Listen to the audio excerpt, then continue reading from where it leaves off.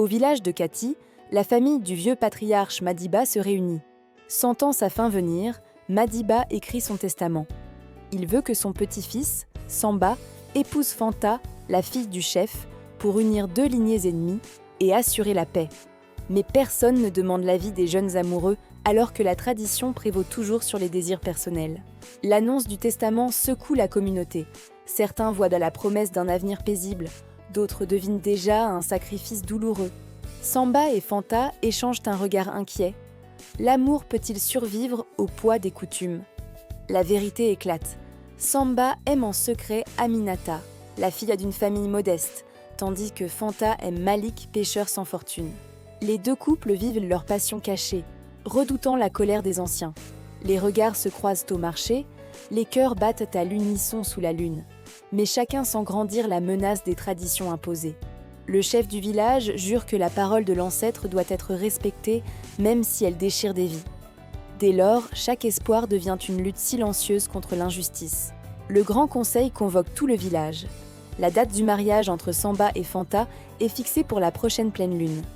Aminata, abattue, s'enferme dans le silence, tandis que Malik part sur le fleuve, rongé par la jalousie et le chagrin. Samba promet à Aminata de lutter jusqu'au bout, mais les anciens, inflexibles, rappellent que la bénédiction des ancêtres est au-dessus de l'amour. Les rires se font rares et la tension enveloppe Kati comme un mauvais sort. Samba et Fanta, désespérés de sacrifier leur bonheur, échafaudent un plan fou. S'enfuir la veille du mariage, chacun avec son véritable amour. Mais la nuit venue, des espions du conseil surprennent les deux couples et les ramènent de force au village. L'humiliation est terrible.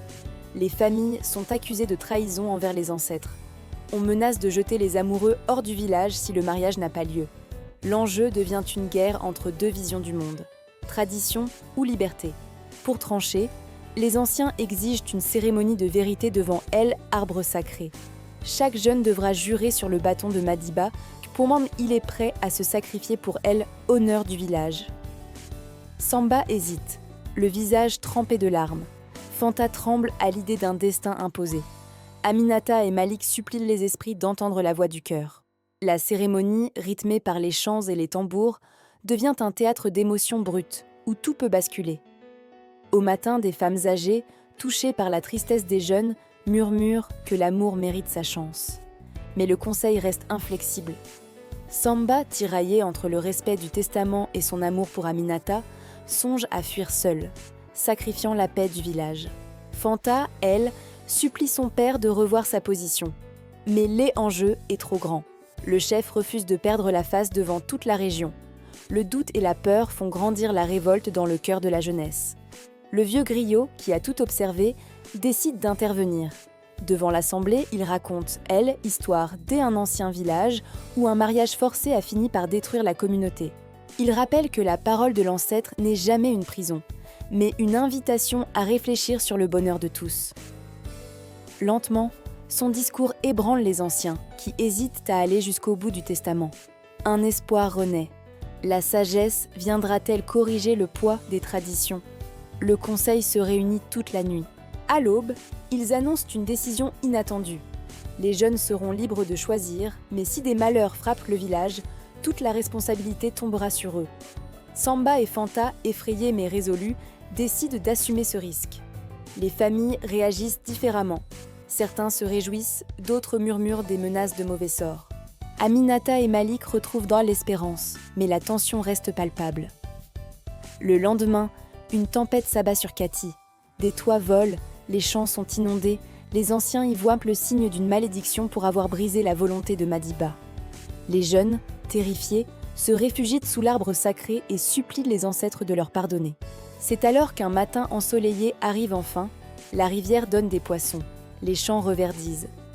Un enfant naît dans chaque famille, symbole de renouveau.